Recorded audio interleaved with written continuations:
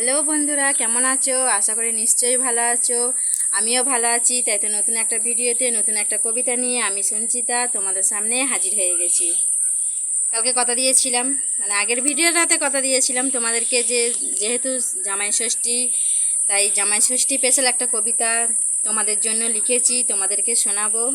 তাই আজকের ভিডিওতে জামাই ষষ্ঠী কবিতা নিয়ে আমি হাজির হয়ে গেছি, বিশেষ করে জামাইদের জন্য।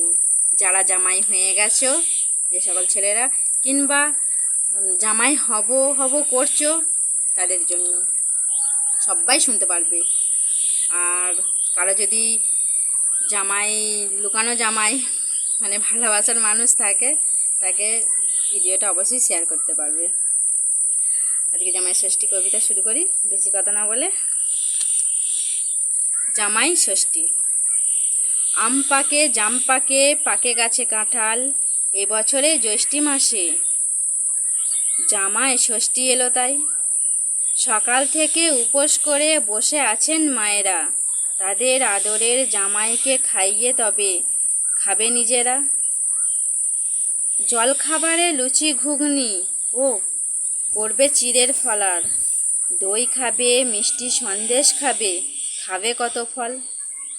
দুপুরবেলা পঞ্চব্যঞ্জ খাবে জামাই, খাবে খাসির মাংস, আর তার সাথে থাকবে নতুন উপহার ও বস্ত্র।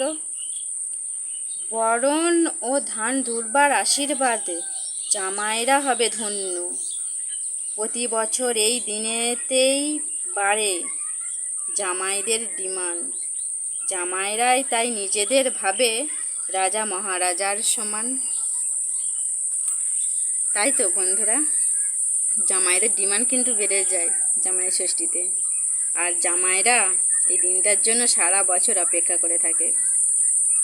শাশুড়ির আদর, শালির আদর, ভালোবাসা সব তো সারা বছর পাওয়া যায়, কিন্তু এই জামাই ষষ্ঠীর দিনটা একটু স্পেশাল জামাইদের জন্য। নতুন করে বরণ করা, আশীর্বাদ করা, নতুন উপহার গিফট করা থেকে আরম্ভ করে সাজিয়ে গুছিয়ে খেতে দিয়া, মানে এ টু জেড সবটাই কিন্তু স্পেশাল জামাইদের জন্য। আর এতটুকুই মনে এসেছে, তোমাদেরকে লিখে শোনালাম আমার কবিতার মধ্যে দিয়ে। যদি ভালো লাগে অবশ্যই লাইক কমেন্ট শেয়ার করো ভিডিওটা। তবে প্রচণ্ড গরম, জামাই ষষ্ঠী গেছো, ভালো মন্দ খাচ্ছ, ঠিক আছে, যা গরম পড়েছে ভেবে শুনে খাবে। এটা কিন্তু জামাইদের জন্য আমার তরফ থেকে টিপস বলতে পারো। কেননা পেট যদি একবার গন্ডগোল করে না, আর কিচ্ছু মানবে না।